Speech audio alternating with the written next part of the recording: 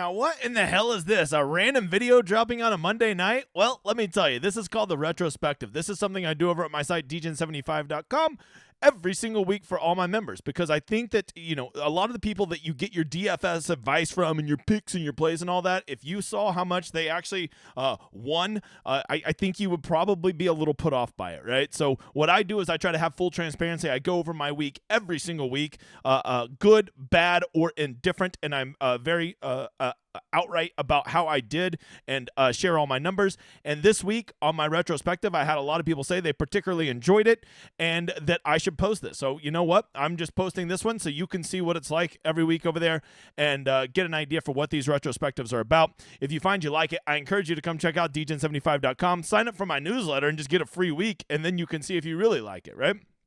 I know you're going to say, oh, you're just posting this one because you had a big win. Well, first of all, you don't even know that I had big wins because I don't flex on them like others. And the other thing I would say is this isn't about I'm posting this because I had a good win. People are saying they really enjoyed seeing the things that I went into about my process, my things I could have done better, the things I did well, and an honest reflection on some of the things I did, okay?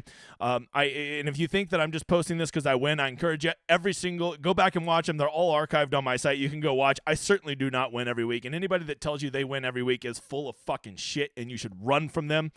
This was a very good week for me, but you'll hear in the video, not every week is a winning week, not even close to it, Bob. If you're living that GPP life, you're playing for the big pops, and I managed to have one this week, but I'm not doing this so that I can flex on, ooh, look how I won, you should come join my site, because if you join my site because I win, I don't want you. I want you to join my site because I focus on the process and I help others get better. That's what I'm all about here. I hope you enjoy this video. This is the retrospective. Forgive me. I record it right when I wake up, so the big guy was tired. We'll see you tomorrow with Tambo.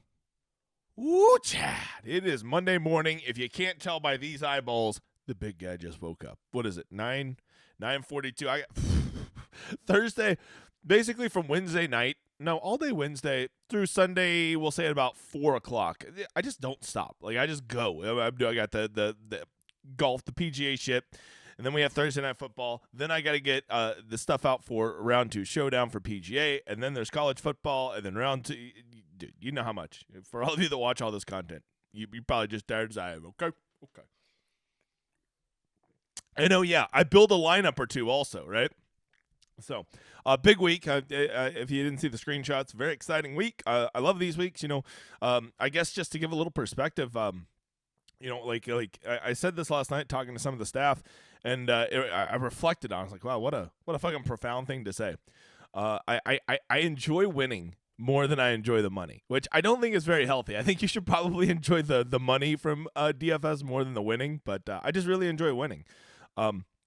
It's fun to care so much about something and then to find success at it, really validate yourself. And that's not just, that could be a DFS or anything in your life. So, I just enjoy the winning aspect of it and feeling like I have a good process and that something I care so much about and put so much time into, I get rewarded.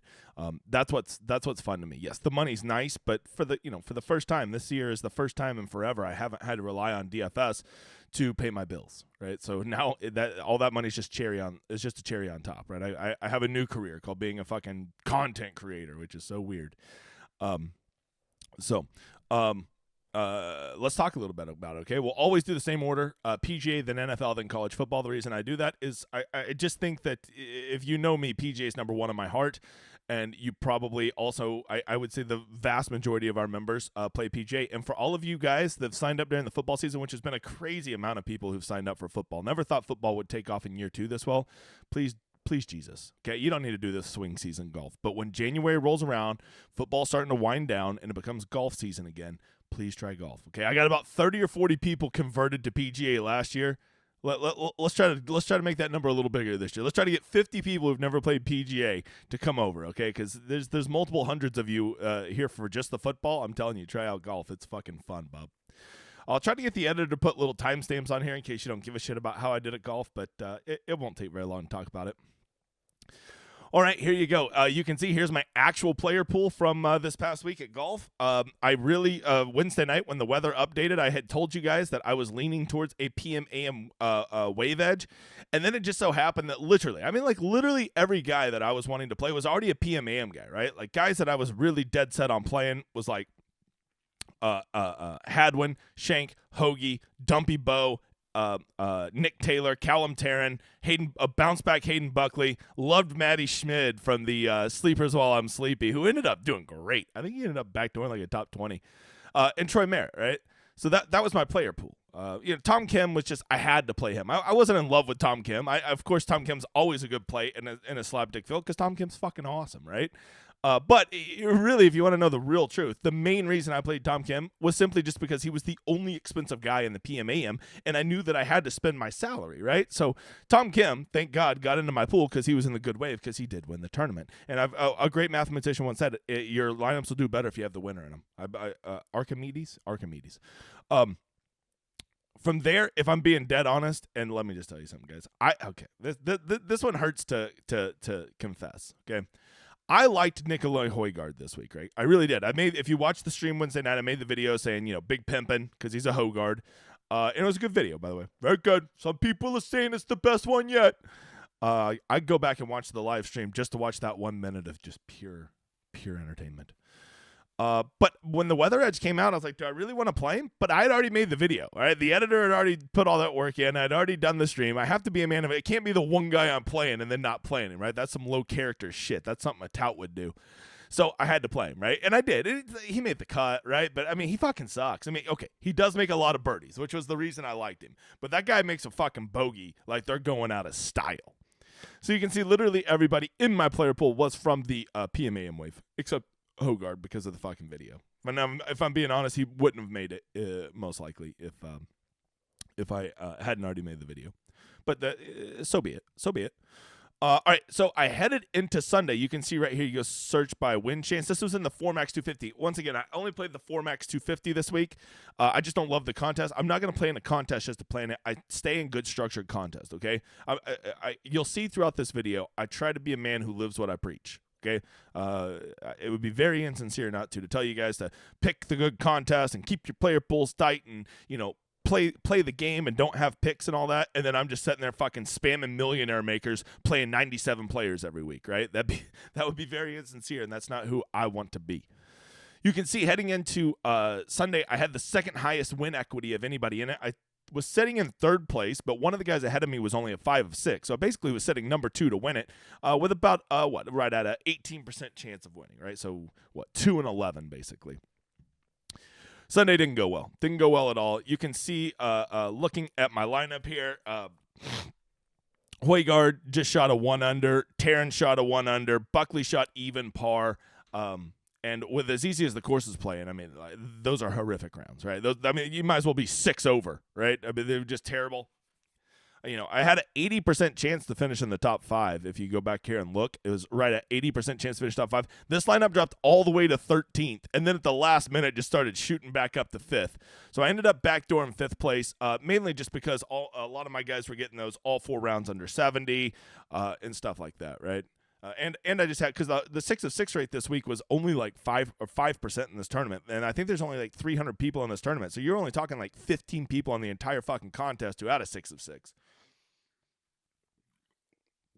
So I have more holes there at the end. Moved back up to 5th, which is fine, right? If you know anything about my 2023 PGA season, I just haven't had good run good on Sundays, right? We could probably list off about 4 or 5 different Sundays where I've went in with legit, just crazy win equity and just didn't get there. But that's how it goes, right? That just tells me 2024 I'm gonna fucking run just lightning hot on Sundays, which is typically in the history of me playing. I've always just been a Sunday sun runner. It just that hadn't been the case this year, right? Letdown city after letdown city on Sundays so far this year. But, there's nothing you can do about that. You can't control that. All you can do is get your lineup with a 6 of 6, get some guys up at the top of the leaderboard, and be there Sunday and hope the putts fall in for you, right? That's all you can do. So I don't get too tilted about this. Yeah, it would have been great to fucking win a PGA GPP and an NFL GPP in the same day, but, that wasn't in the cards. So I played $1,000 worth, as you can saw. Got back $2,500 on that, so a $1,500 profit, which is nice. Last week was down 500. So on the swing season, I think I've had 2 winning sessions. Oh, and I did play. I forgot to say, I played round 2 showdown in that just horrific fucking lottery contest they had, and I actually won $10 on that, right? Which is crazy because I think I had something like 7 lineups in the top 100, and I won $10 because all the fucking money goes up just to those top few spots. So stupid. That's why I hate those tournaments. But I just thought there was a huge round 2 edge, and I wanted to get in on it. Or maybe it was round 1. Was it round 1? I can't remember, Bob. What's going on with my little green screen here? Green screens be green screening. What are we doing here, Bob? What are we doing? I think it's just so damn bright outside. I'm getting some light off my side. Mm-hmm. All right, so there you go. That's golf. Another winning week at week long. I really wanted to hit that 10,000 because I'm down for the year at week long, but not very much, right? Like right at I think it's like barely over 10,000. So if I could just hit 1, I could save it.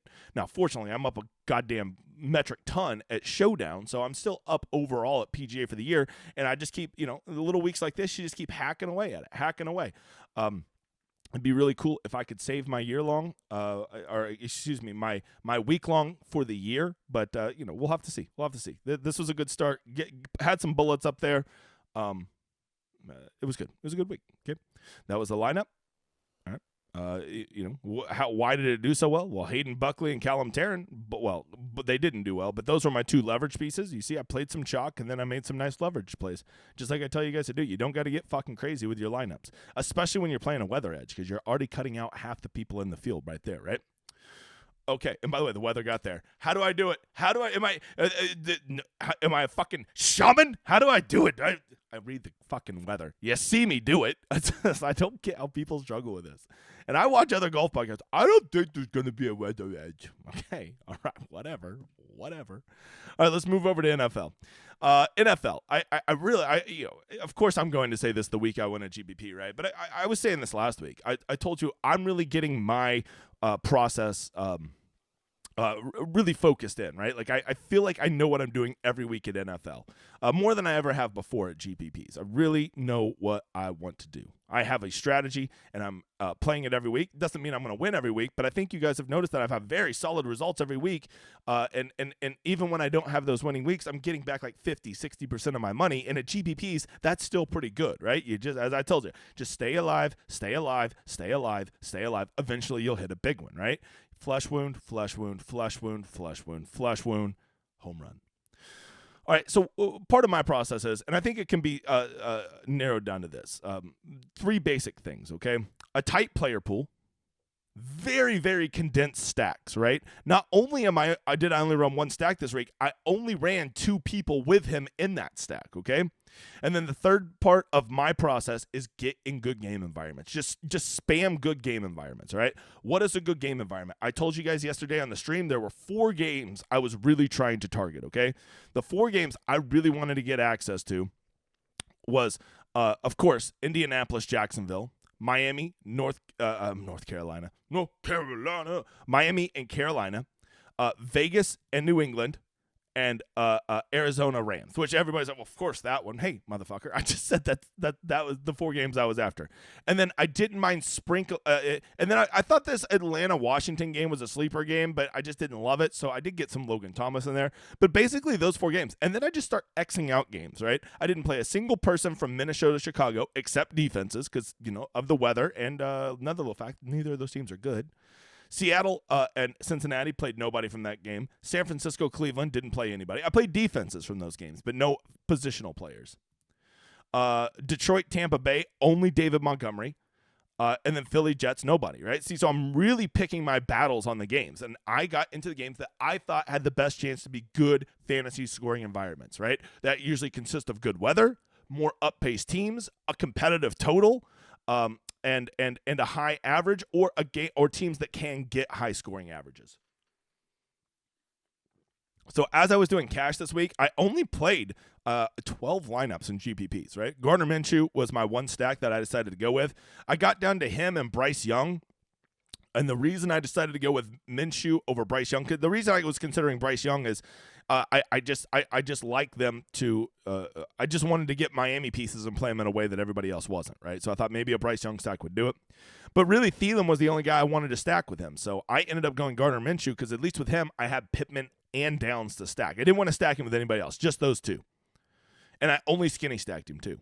I'm done taking shitty quarterbacks and double stacking them. And I mean, sometimes they can justify it, but a lot of times just skinny stack these motherfuckers and go get your correlation elsewhere.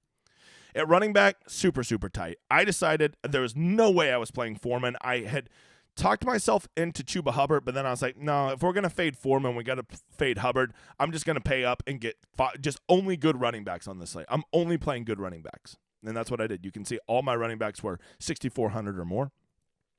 Wide receiver, a pretty tight pool, all from those games that I targeted, right? Of course, I got both of the Miami guys. Of course, I'm going to have Cooper Kupp. All the games that I said had that I liked the scoring environment, I was going to get access to.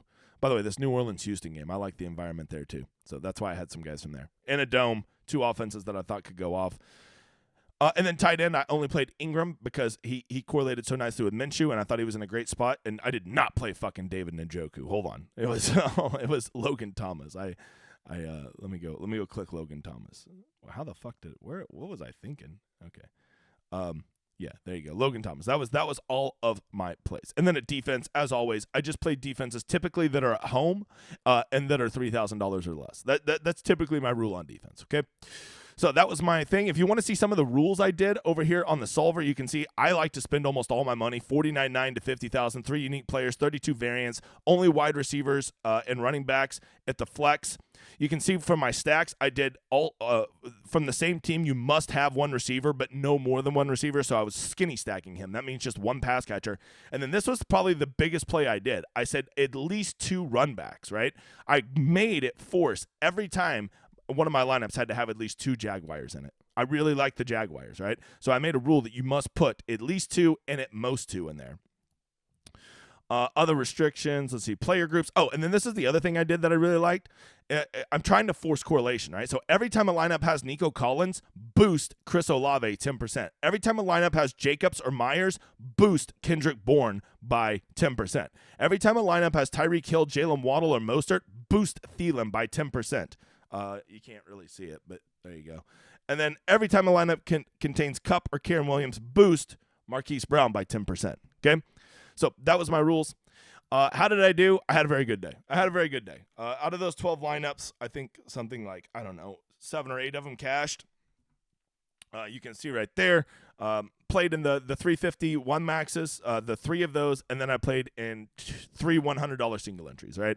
So fewer lineups this week, but still got the same good contests that I like. Contests that are always under 5,000 people, preferably under 1,000. As you can see, I ended up shipping the smallest of the 3 maxes.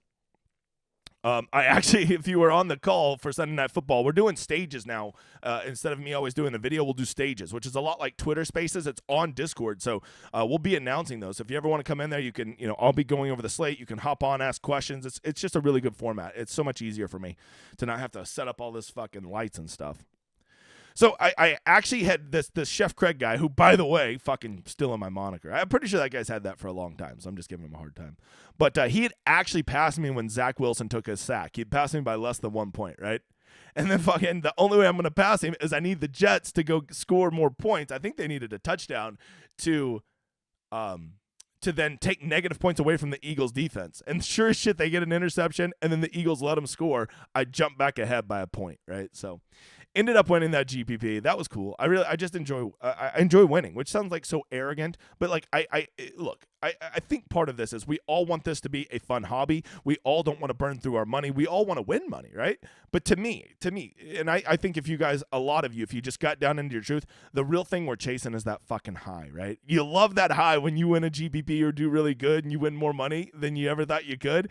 Like that high you get is unbelievable, right? It's like the healthiest high you can ever have, right? You don't get to fucking do drugs or alcohol or anything like that. You just get a good high from succeeding at something that you care so much about and that you put so much effort into. That fucking high is what we chase, or at least that's what I chase. And I think if a lot of you thought about it, that's what you're chasing too. So I love that feeling. I just love that feeling. Now, I will do a little game that I don't think you should do. Look at my score, 200.96, right? I take all my lineups once I'm done. After all of them were made in the solver, and I make them, and I just randomly go assign them to my 12 reserved lineups. And I was, by the way, this was, I'll come back to this in just a second. This was the other, the $500 buy, 100K to first, which I did play, and you can see my lineups over there, right? Oh no, this must be the $100 single entry. This isn't a 3 max, but look, it would have won this one, right? It would have won this one. So I would have won the $100 single entry for $100,000, right? You can see in the other 3 max, it would have finished third, and I think in another one it would have also finished first because there was three 3 maxes. So you could have said, "Damn, I should have won $100,000," and honestly, I could have. And I think a lot of you are like, "Man, if I would have put that in the main, I would have won." Bro, you're playing 50 cents a week. Don't talk about you would have put it in a $20 tournament, okay? To me, I played in all these tournaments. You can see my fucking dot right there, and I randomly assigned them. So this lineup could have just as easily been in that contest and won $100,000. I think that's a very dangerous thing to do, and you don't want to get caught up in that, especially if it's not a contest you were already playing in, right? You know, I hate when somebody's like, "Oh, this finished 37th in the main. I would have won the $200 single entry." Bro, you don't play $200 single entry, so who gives a shit? Okay, like that's a useless thing. But in contest I did play in, I would have shipped 100,000 in 2 different ones.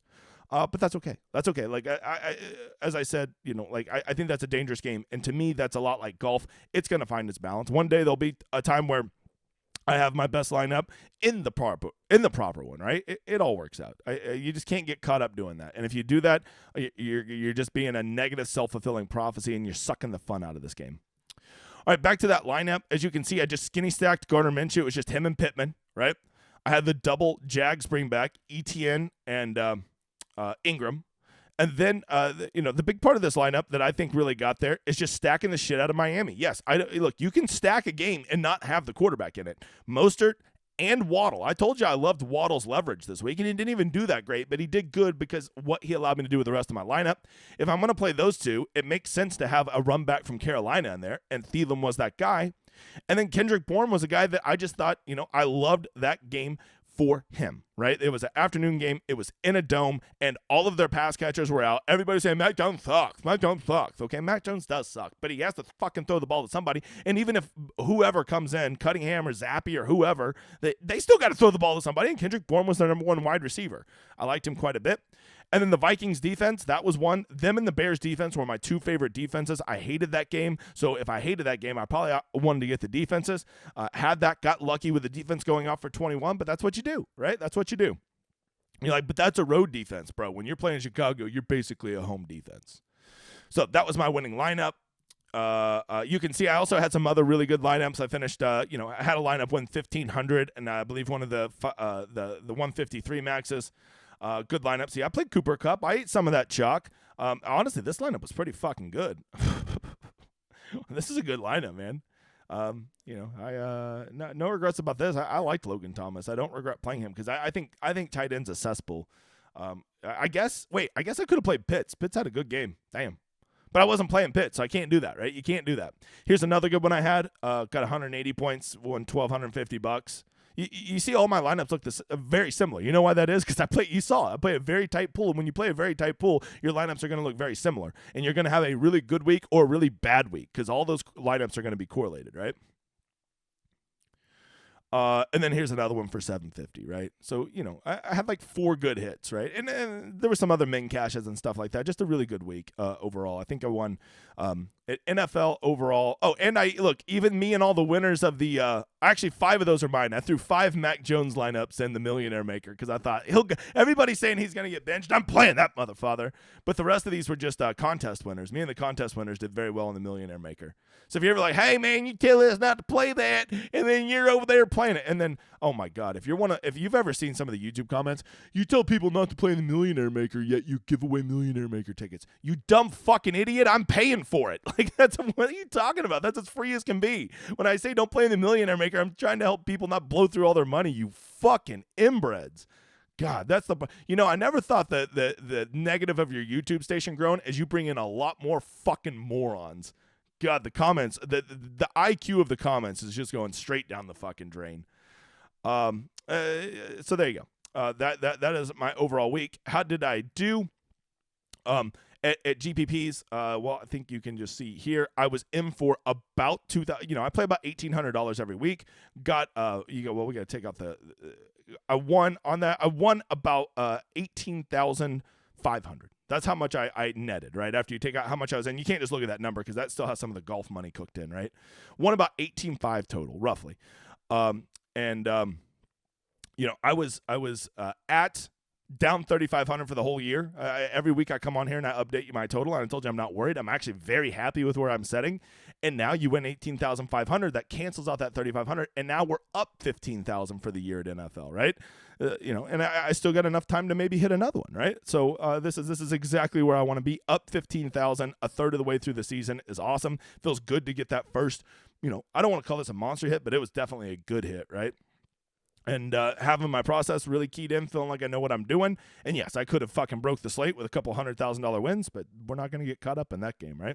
Got plenty of money, enjoying the process, just happy with any win. Winning a GPP, which, by the way, is my 12th GPP win of the year. 1 at NFL, 2 at college football, 2 at main slate, or week-long PGA, and 7 at Showdown PGA. All right, let's get over to cash. I did play cash this week, and it was going to cash across the board, except David Montgomery got hurt, and I played about $480, only got about $240 back, right? So only got about half my money back on that. But if Montgomery doesn't get hurt, I feel pretty good about this lineup. A couple things. The funny thing is, I had actually, right before lock, I had put Hubbard in. I convinced myself Hubbard's not as bad as Deontay Foreman. We can put him in there. And then I had taken Nico Collins out, I believe. It was one of these two, Addison or Collins out. And I put them in. I put in Cooper Kupp, right? I was like, Cooper Kupp's getting 25 points minimum. But I let the big guys vote, and they said to leave in Montgomery and Collins, right? So I did. And if it was the other way around, obviously that cash lineup smashes, right? So in hindsight, I had a really good cash lineup. I just let the democracy take it over, and I ended up losing about 50% back. Some things that surprised me, I was amazed because all I've ever done is just play cash at college football, and it's like so obvious who the plays are. At NFL, literally the only guy that was high owned in my lineup was Mostert, right? No one else was high owned. Like, no one. I was shocked. Oh, Stafford was like 60%, right? This is just a head-to-head that I played. I just grabbed the screenshot. So Mostert was, but Thielen was only like 18%. I thought Thielen was in a great spot at Miami. So he gave me a lot of leverage early on. Matthew Stafford, I just needed a guy who would definitely get me 16 points, and he definitely got me 13, so he can fuck off. David Montgomery was doing fine. He was in a great script. I don't regret going with the 3 strong running backs, but in hindsight, I do agree that I was making the right play. You got to take one of those value running backs, and Hubbard was in a very good game situation, and honestly, he was game script proof because even if they got behind, they were going to keep throwing the ball to him, right? So I should have went Chuba Hubbard, and then that lets me get to Cooper Kupp. I was always playing Mostert. I was always playing Thielen. Addison and Collins, I just liked Collins in that scoring environment, and I thought a little bit of that usage would go to him with Tank Dell being out. Jordan Addison was a guy I did not like at all this week. I did not want to play him, and I thought, well, if I'm fading him at GPPs and I have exactly that much left over, maybe he can just be the last guy in my cash lineup. He was whatever. I would say he was the biggest mistake in my cash lineup. I didn't like him, but literally he was the only guy that would fit there that I was okay playing. And then Logan Thomas, I just thought he's a guy that'll get 8 targets. He'll get his 5 catches for 50 yards. Let's move on. Josh Jacobs was a dude that I just had exactly 7,000 left in that spot. So I kind of wanted to play him. In hindsight, I really wanted to play Kieran Williams, but I didn't want to have Stafford and Williams together. So that was why I didn't have Williams in there. And I kind of wanted to play ETN, but I always think of ETN more as a high upside guy and not a cash guy. So I just thought Josh Jacobs is going to get a fucking workload. He's at home. He's playing the slapdick Patriots. Let's just go ahead and get him in there, right? And then lastly, the Bears defense. I told you I love the Bears and the Vikings defense. They did great at 2,500, getting me 10 points. So if I had this to do all over, I think the biggest thing I do is I think that you got to take that free value at running back, right? I should have taken Hubbard because then it allows you to get a superstar wide receiver in your lineup, right? Then I could have got Addison or Collins out. I think I would have got Addison out because Addison, I think, was $100 cheaper than Collins, right? So I could have got Addison out and I could have got Kupp in. And then all of a sudden, this is a fucking smash lineup, right? So overall, I feel like the process was pretty good. I don't mind that I whiffed on Logan Thomas. The Josh Jacobs and Montgomery were both just in great game environments, and they're never off the field, so I didn't mind that. But I think with Hubbard being available this week, I should have got off one of them. Don't mind the Stafford play. I think he was the appropriate play. I was just trying to think who else would I have put there, and there really wasn't anybody else I was giving a hard look to. Typically I'm going to want to have a running quarterback there, but there was no way I could pay up for Hurts. I couldn't pay up to Hurts $8,000. So I think from now on, I'm really going to try to target running quarterbacks who are going to be solo, right? And Justin Fields would have definitely been my cash quarterback until I saw that weather breakdown happen. So then I was out on him, right? So there you go. That was cash. Only got it back about half of my money. So I think I was in for $480. Got about $240 back on it. So a first losing week of cash. When you play a lot of head-to-heads, you can still, scrape together some head-to-heads and salvage a little week. And these are fine, right? My goal is to have some weeks where I just double up across the board, 100% across the board. And then the weeks where I lose, try to just save as much money as you can. Get 50% back, 40% back. That goes a long ways to saving your bankroll, which rolls me over perfectly to college football. I love college football cash game, right? And, we're all humans, and a lot of us are probably pretty competitive humans. And I have been winning so much at college football cash. I'm like, I'm unstoppable. I cannot live. Okay. And, you need to go kick in the dick every once in a while to remember you're not unstoppable and you're not that great. And this shit's very hard. So I was coming in on a mega heater into college football, decided to play Friday night, built a lineup I really liked, and it didn't do well, right? It just didn't do well. The Watson guy, no complaints there, but Moss was just so bad. Got 58 targets and nothing. Yorcich getting hurt. If Yorcich just gets 10 points, I cash across the board. This lineup finished 5th and 6th in every fucking contest, right? So, the injury bug got me there, right? I've been on a lot of good variants with injuries recently, so no surprise that Yurcich, not only can he not stick the ball out for the 2-point conversion, he also has to be like, oh, raw, I'm dead. Wiener. And then the other guy goes for 300 yards in the second half. So, this one, I once again, only got back 50%. I put in about $700, got about $350 back. So overall, Friday night was a losing night, okay? But notice, only 50% losing, because if you can lose 50%, lose 50%, lose 50, or lose 50% twice, and then double up once, those cancel out, right? So I really try to keep, hope whenever I have these off nights where I have some bad injury variants with Yorcich, that I can recoup as much money as possible. And thank God I have my head-to-head donkeys that I play, and I still smash their ass. That's why this lineup, you can see even in one of the double ups that did cash, it only got back $66 on 100 because there was such a big train running the same lineup. Saturday main slate, man, I was so back and forth on this. Matter of fact, I changed my lineup and forgot to hit a sign because I just get so busy Saturday morning. So, things I did wrong with this one. I think the biggest regret I have is I probably should have played the OSU guy, the wide receiver that everybody played, and he did good, right? I mean, that I don't mind that. I liked Jaheim Bell. Jaheim Bell probably should have had 25 points. He got overthrown on just a wide open touchdown. And I never really trust OSU pass receivers, but he did have a monster game. The $3,500 guy, I can't even remember his name. Really, my biggest mistake I have with this lineup is Squirrel White. I just really, really liked him this week. I thought he was in a good spot. With Brew McCoy being out, I thought this Tennessee A&M game could sneaky shoot out, and I thought he would get a lot of targets. At $6,000 he fit, so I went with him instead of a third running back, which is not usually how I do it, and he was just awful. Aniyah Smith, I just needed him for the price savings. He just seemed too good price adjusted. The only people I had any real strong conviction in was basically Bucky Irving, and yes, he did great. Ollie Gordon, we said he was a really good play, got him in there.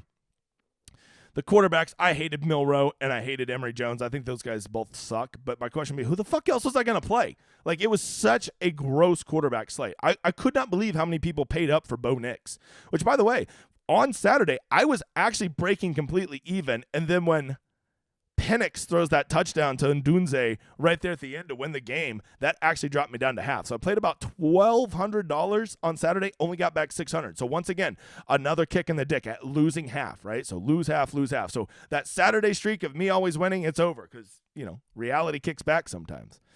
But I'm okay with this. Once again, if I can just keep losing half, but then, then I hit 5 straight weeks of 100% double up, so that puts me way up. So even after taking both of these losses, I'm still massively up at cash this year, right? I had gotten up to 65.5% on my cash lineups, right? Which is big. 65 is a big threshold number for me. But now after these 2 half finishes, I'm back down to like I think it was 61.8%.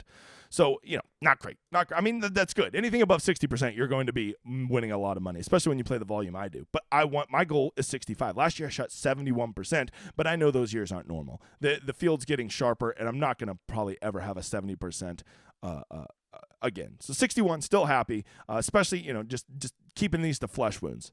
Saturday night, I could not build a cash lineup I liked, so what I ended up doing is I just tossed 60 in the big night special. It was an okay structure, and I wanted to play some GPPs. I don't get to play much GPPs at college football, so I tossed them in there. You can see got roughly 500 back on my 900, so. Got back, lost, what is that, $400, right? So overall for college football this week down, what was that, about 300, 600, so down 300, about $1,300 total, right? But like just last week we won 1,800. The week before that we won 1,800. So like this is the definition of a flesh wound week, right? I can live with these. No big deal here. Lost there, won about 18,500 at NFL, and won about $1,500 at golf. So overall, up about $19,000 overall for the week. I'm now up at PGA, NFL, and college football for the year because I keep doing the same thing that I preach. I keep, I get my money in plus EV. I don't go chasing screenshots. Even when I do hit, you don't see my loser ass posting them on Twitter. Ooh, I got second place. I don't do that shit. So, just doing my process, enjoying it, having fun, trying to give you guys the best content possible, still trying to stay engaged with the community and make sure I'm answering all your questions, because if I could break even and help you guys become winning players, that's what it's all about. I just see some of these guys, my dude A.D. Smith and Eric and Mike. There's just so many of you guys, I can't even fucking remember all your names. I swear to God, it's like you guys are posting a screenshot every day. It's like, that is what I live for, is to help people build their own process and find success at it. That's really all I want to do. And success doesn't mean you're going to just like, I can retire and become a DFS player. No, success can just be you don't burn through all your fucking money, right? You get to enjoy something. Maybe you win a few bucks while you're doing it. You get to enjoy a sweat, and most of all, let's face it, you get to have that high after you hit one. All right, guys, I think that's it. I hope you have a good day. I'll be back at noon for the Monday Night Football stream. I hope to see you there. Later.